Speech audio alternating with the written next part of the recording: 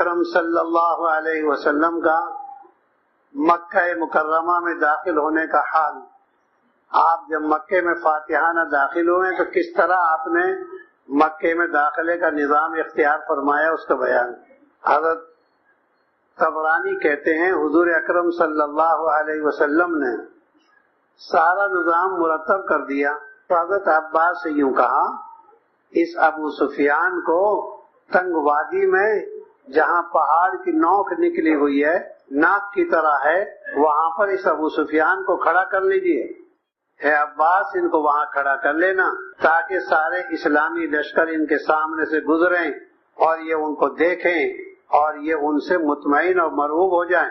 حضرت عباس رضی اللہ تعالیٰ عنہ کہتے ہیں میں ان کو اس تنگ وادی میں پہاڑ کی ناک کی طرف لے کے گیا. جب میں نے ابو سفیان کو وہاں جا کے روک دیا تو ابو سفیان کہنے لگے، اے بنی ہاشم، دھوکہ ہے دھوکہ، کچھ تمہارا ارادہ اچھا نہیں معلوم ہوتا. حضرت عباس کہنے لگے، نبوت والے دھوکہ نہیں کرتے، نبوت والے ہیں ہم، تو نبوت والے دھوکہ نہیں کرتے، مجھے ایک کام ہے آپ سے. کہنے لگے ابو سفیان، جب تمہیں کام تھا مجھ سے تو پہلے کیوں نہیں بتایا؟ پہلے کہتے بھائی مجھے ایک کام ہے تاکہ میرا دل مطمئن رہتا. حضرت عباس کہنے لگے، مجھے یہ خیال نہیں تھا کہ آپ ایسا سوچیں گے، مجھے یہ اطمینان ہے کہ آپ ایسا نہیں سوچیں گے. اللہ کے رسول صلی اللہ علیہ وسلم نے اپنے ساتھیوں کی ساری ترتیب دے دی اور قبائل گزرے اپنے چودھریوں کے ساتھ، اور آپ نے جو دستے بنائے تھے وہ اپنے جھنڈوں کے ساتھ شان شوکت کے ساتھ نکلے مکے کی طرف. کیونکہ سب سے پہلا اللہ کے رسول صلی اللہ علیہ وسلم نے جو دستہ مقرر کیا ہے وہ حضرت خالد بن ولید کا قبیلہ بن سلیم میں یہ 1000 آدمیوں کا لشکر ہے. اس میں جھنڈا اٹھائے ہوئے عباس بن مرداس، اور ایک جھنڈا اٹھائے ہوئے خفاف بن ندمہ، اور تیسرا جھنڈا اٹھائے ہوئے حجاج بن علاد. 3 جھنڈے ہیں، 1000 کی تعداد ہے، اور اس کے سپہ سالار ہیں خالد بن ولید. حضرت ابو سفیان کہنے لگے یہ کون لوگ ہیں؟ حضرت عباس نے ارشاد فرمایا یہ خالد بن ولید کا وہ لڑکا، وہ نوجوان. ہاں وہ لڑکا، وہ نوجوان. تھوڑی عمر میں اللہ پاک نے ان کو چاہا تھا، اور ان کو سیف اللہ کہتے ہیں، اللہ کی تلوار کہتے ہیں. جیسے یہ حضرت عباس کے پاس سے گزرے اور ان کے پہلو میں ابو سفیان ہیں تو خالد بن ولید نے اور ان کے ساتھیوں نے کہا اللہ اکبر. 3 مرتبہ یہ جملہ دہرایا اور پھر گزر چلے. ان کے بعد میں فوراً آتے ہیں حضرت زبیر بن عوام 500 کا لشکر لے کر. ان میں کچھ مہاجرین ہیں اور کچھ غیر معروف لوگ ہیں. اللہ کے نبی نے ان کو مرتب کیا ہے اور ان کے ساتھ کالا جھنڈا ہے. جب یہ ابو سفیان کے برابر آئے انہوں نے بھی 3 مرتبہ کہا اللہ اکبر، اور ان کے ساتھیوں نے بھی کہا اللہ اکبر. یہ اشارہ ہے کہ ہم میں کوئی بڑائی نہیں ہے، بڑائی صرف اللہ کے نام میں، اللہ کے کام میں. تو حضرت ابو سفیان کہنے لگے یہ کون لوگ ہیں بھائی؟ تو حضرت عباس رضی اللہ تعالیٰ نے بتایا یہ زبیر بن عوام میں. کیا تمہارے بھانجے؟ جی ہاں میرا بھانجا. تھوڑی دیر کے بعد کچھ لوگ قبیلہ بنو غفار کے نکلے 300 آدمی، اور ان کا جھنڈا اٹھائے حضرت ابو ذر غفاری.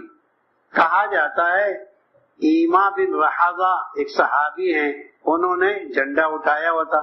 جب یہ ان کے پاس سے گزرے کہنے لگے اللہ اکبر. 3 دفعہ یہ جملہ دہرایا. تو کہنے لگے ابو سفیان اے ابو الفضل یہ کون لوگ ہیں؟ کہا یہ قبیلہ بنو غفار کے لوگ ہیں.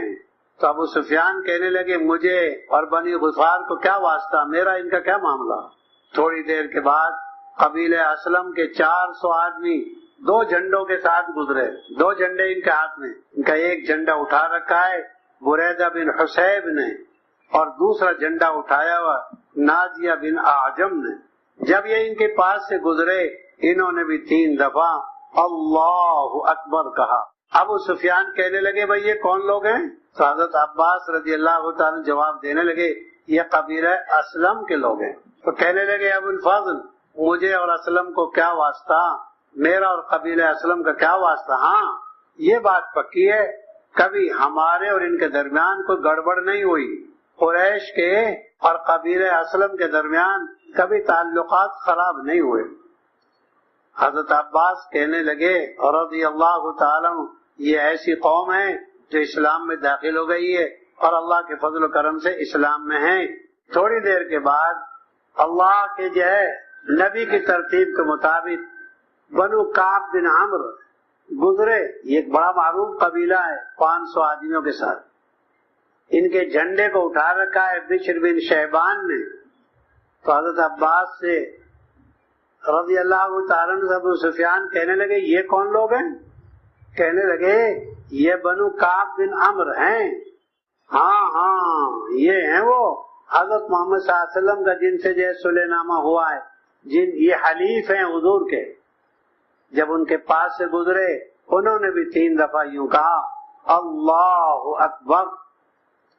پھر قبیلہ مزینہ کے لوگ 1000 کی تعداد میں گزرے، ان میں 3 جھنڈے ہیں اور 100 اونٹ ہیں، وہ 100 گھوڑے اور 1000 کی تعداد 3 جھنڈے۔